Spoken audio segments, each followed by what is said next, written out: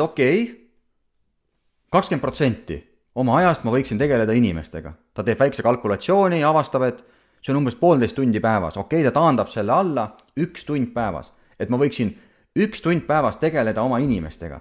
Mida ma teen? Kas ma käin mööda kontorit ja tunnustan neid, mõtlen mingisuguseid triviaalseid komplimente välja? Mida ma teen? Okei, teeme neid arenguvestlusi, teeme neid üks-ühele vestlusi. Et mis on see sisu?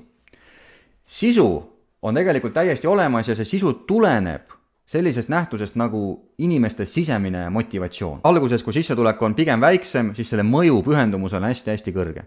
Aga ühel hetkel praktiliselt, kui sa teatud punkti või piiri ületad, siis kui sulle lubatakse juurde 150-200 eurot palgas, mis võib-olla mingisuguses palgagrupis oleva inimese jaoks on väga-väga motiveeriv, siis arvatavasti sind see enam nii palju ei motiveeri. Ja sinu jaoks võivad olla töökoha juures ja töökoha valikul hoopis teised asjad olulised.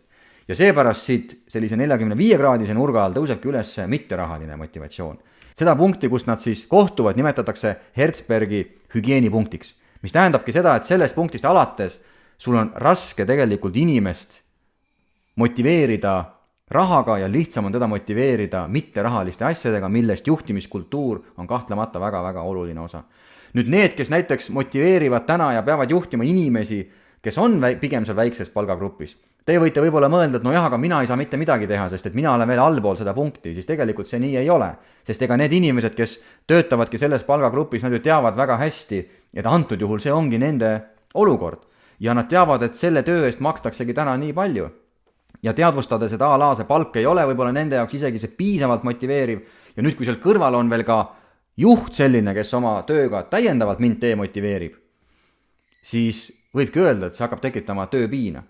Niisiis, isegi madala palga juures ei ole mitterahaline motivatsioon kadunud ja ebaoluline. Ja nüüd, kui sa paned siia kõrvale väga-väga kõrgepalgalise, siis seal on see efekt täpselt sama.